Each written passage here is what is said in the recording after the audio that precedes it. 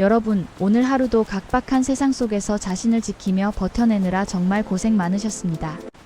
오늘도 당신은 늘 좋은 사람이 되려고 최선을 다했을 겁니다. 부탁을 거절하지 않았고 상대의 기분을 먼저 생각했으며 갈등을 피하려고 늘 한 발 물러섰겠죠. 그런데 참 이상합니다. 왜 당신 주변엔 유독 요구가 많은 사람이 많을까요? 왜 당신은 그래, 내가 하지 뭐 라고 말한 뒤 집에 와서 이불을 걷어차며 분노와 자책을 반복할까요? 익숙한 상황일 겁니다. 남들보다 조금 더 배려하고 조금 더 참아줬는데 어느 순간 상대방은 당신의 배려를 마치 맡겨놓은 물건 찾듯 당연하게 요구합니다. 밤마다 침대에 누워 그 무례한 말들을 곱씹으며 그때 왜 그렇게 바보처럼 가만히 있었을까 자책하며 이불킥을 하는 당신. 정작 아침이 오면 그 사람의 눈치를 보며 다시 어색한 미소를 짓고 있지는 않나요? 오늘 저는 당신에게 차가운 진실을 말하려 합니다. 그 사람이 무례한 것은 단순히 그 사람의 인성 문제만이 아닙니다. 당신이 그를 그렇게 교육시켰기 때문입니다. 많이 당혹스러우신가요? 심리학적 관점에서 볼 때 당신이 순수한 배려를 베풀 때 상대방의 뇌는 고마움을 느끼는 것이 아니라 당신을 자원공급원으로 분류하기 시작합니다. 무례한 사람들이 당신을 만만하게 보는 이유는 당신이 그들에게 나를 함부로 대해도 안전하다는 강력한 생존 신호를 끊임없이 보내고 있기 때문입니다. 오늘 저는 당신의 선량함이 왜 독이 되었는지, 그리고 그 지옥 같은 관계의 굴레를 어떻게 뇌과학적으로 도려낼 수 있는지 차갑고 정교하게 분석해 드리겠습니다. 우리 인간의 뇌에는 편도체라는 감시자가 있습니다. 상대방이 선을 넘는 무례함을 보일 때 당신의 편도체는 분명히 위험 신호를 보냈을 겁니다. 하지만 당신은 사회화라는 미명하에 이성적 판단을 내리는 전두엽으로 그 본능적인 경고를 억눌렀습니다. 좋은 게 좋은 거지, 내가 참으면 지나가겠지. 심리학에서는 이를 학습된 과잉 수능이라 부릅니다. 문제는 당신이 참는 그 순간 상대방의 도파민 회로에는 무례함 이퀄 보상이라는 공식이 새겨진다는 점입니다. 특히 당신을 표적으로 삼는 이들은 심리학에서 말하는 다크 트라이어드 성향, 즉 나르시시즘과 마키아벨리즘이 강한 자들입니다. 그들에게 당신의 공감 능력은 함께 나누는 축복이 아니라 착취해야 할 자원입니다. 이들은 상대의 경계선이 어디인지 끊임없이 찔러보며 확인하는 본능이 있습니다. 한 번 양보하면 다음엔 두 번을 요구하고 두 번 양보하면 당신의 자리를 침범합니다. 진화 심리학의 신호가설에 따르면 모든 개체는 자신의 가치를 증명하기 위해 끊임없이 신호를 주고받습니다. 당신의 무조건적인 호의는 포식자들에게 나는 저항하지 않는 먹이입니다. 라는 잘못된 신호를 보낸 셈입니다.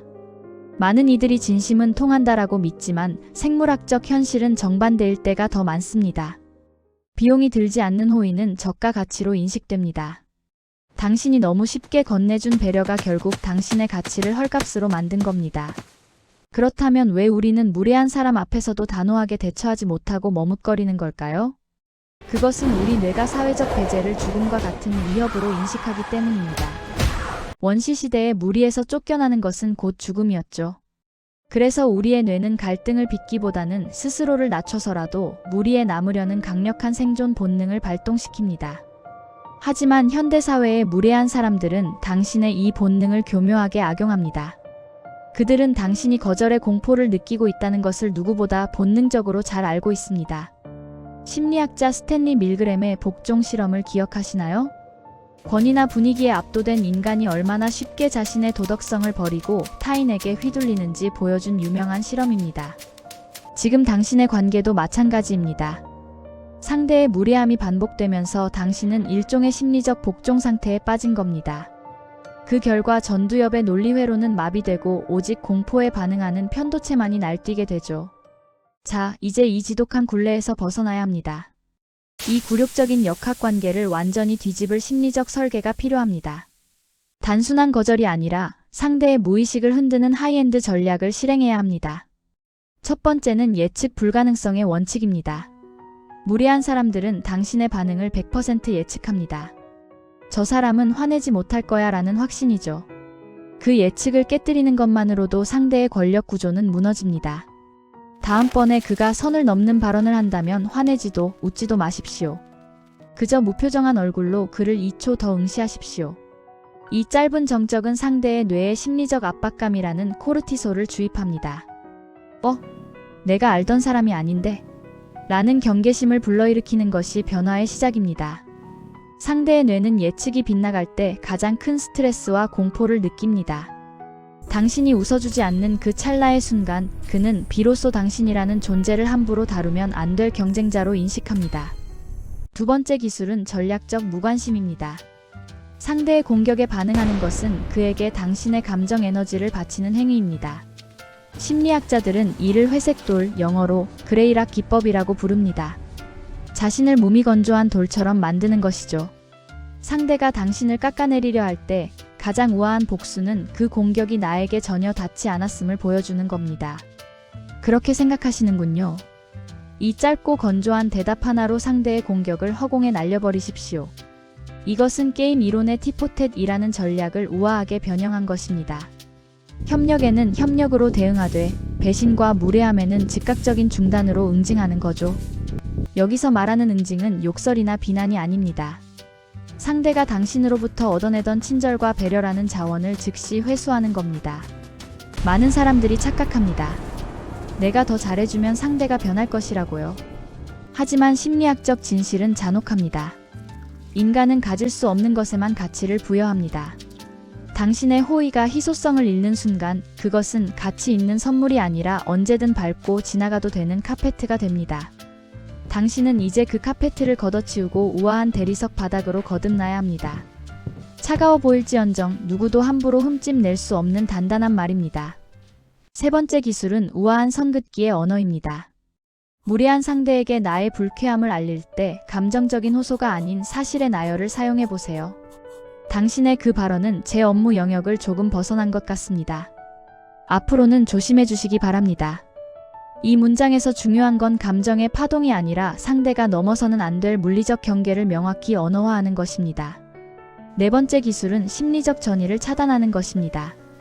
무례한 사람들은 자신의 열등감과 분노를 당신이라는 도화지에 투영하며 당신의 잘못 때문이라고 생각하게 만들죠. 이럴 때 마음속으로 조용히 이렇게 읊조려 보세요. 그것은 당신의 쓰레기일 뿐 내 것이 아니야. 대인관계에서의 품격이란 모든 사람에게 웃어주는 능력이 아닙니다. 나의 경계선을 침범하는 자에게 조용히 출구를 가리킬 수 있는 결단력입니다. 당신이 자꾸만 뒤를 돌아보는 이유는 상호적 이타주의라는 본능, 즉 내가 잘해주면 언젠가 돌아오겠지라는 희망 때문일 겁니다. 하지만 상대가 나르시시스트라면 그 희망은 당신의 인생을 갉아먹는 독약이 됩니다. 밑 빠진 독에 물을 붓지 마십시오. 당신의 소중한 물은 꽃을 피울 수 있는 비옥한 토양에만 쏟아야 합니다. 내 선의에는 자격이 필요합니다. 이 명확한 원칙을 당신의 무의식에 가장 먼저 깊게 새겨넣으십시오.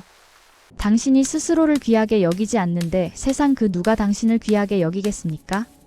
품격은 타인의 평가가 아니라 당신이 스스로 허용하는 최저 지지선에서 결정됩니다. 지금 이 영상을 보고 있는 이 순간에도 머릿속에 떠오르는 무례한 얼굴이 있을 겁니다. 그에게 보내던 과잉된 친절을 오늘부터 당장 중단하십시오. 그것만으로도 당신의 내면에는 나를 지키는 새로운 신경회로가 기분 좋게 생겨나기 시작합니다. 이것이 바로 자아를 지키는 심리적 신경가소성입니다. 당신이 그어놓은 선은 상대를 가두는 벽이 아니라 당신을 살리는 산소호흡기입니다. 그 선을 넘는 자들에게 단호하게 문을 닫는 연습을 하십시오. 처음에는 심장이 뛰고 식은땀이 날지 모릅니다. 하지만 그 반응은 당신이 나약해서가 아니라 오래된 악습을 걷어낼 때 발생하는 일종의 심리적 금단 현상일 뿐입니다. 당신의 뇌가 이대로 괜찮을까? 라고 묻는다면 아니, 이래야만 내가 산다라고 대답해주세요. 그 불안감을 기꺼이 견뎌내십시오. 그 터널 끝에 당신이 그토록 원하던 단단한 내면의 자유가 기다리고 있습니다. 품격 있는 삶은 타인에게 사랑받는 삶이 아니라 나 자신에게 존경받는 삶입니다. 오늘부터 당신의 배려를 선별하십시오. 가치를 아는 사람에게는 바다가 되어주되 무례한 사람에게는 흔들리지 않는 벽이 되십시오. 내면의 품격 연구소는 당신이 누구에게도 휘둘리지 않는 완전한 주권을 되찾기를 진심으로 응원합니다. 당신은 이제 혼자가 아닙니다. 당신 안에 단단한 내공을 믿어보세요. 품격은 고통을 견뎌낸 자의 전유물이며 당신은 이미 그 자격을 갖췄습니다. 오늘의 이긴 통찰이 당신의 내일의 우아한 경계선이 되기를 바라며 당신의 밤이 조금 더 평온해지기를 기도합니다. 지금까지 내면의 품격이었습니다. 구독과 좋아요는 영상 제작에 큰 힘이 됩니다. 감사합니다.